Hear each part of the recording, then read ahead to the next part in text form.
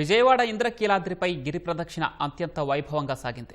ఆలయ ఈవో సీనా నాయక్ పండితులు శాస్త్రోక్తంగా పూజలు నిర్వహించి గిరి ప్రదక్షిణను ప్రారంభించారు.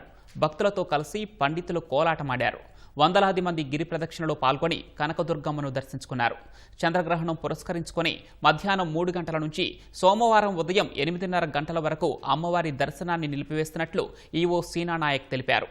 రేపు తెల్లవారుజామున సంప్రోక్షణ, ఇతర పూజా కార్యక్రమాల తర్వాత భక్తులను అమ్మవారి దర్శనానికి అనుమతిస్తామన్నారు.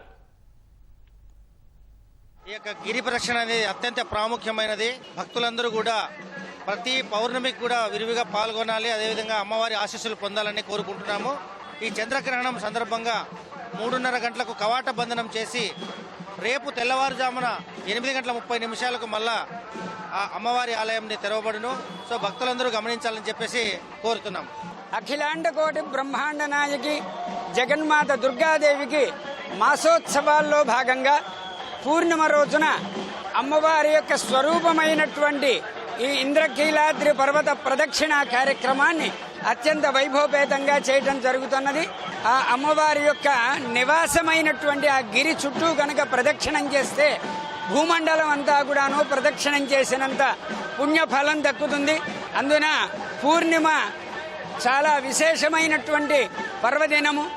స్వచ్ఛమైనటువంటి వెలుగునిస్తూ చంద్ర దర్శనం ఉన్నటువంటి ఈ రోజున మనం అమ్మవారిని దర్శనం చేసుకుంటే సకల శుభాలు జరుగుతాయి.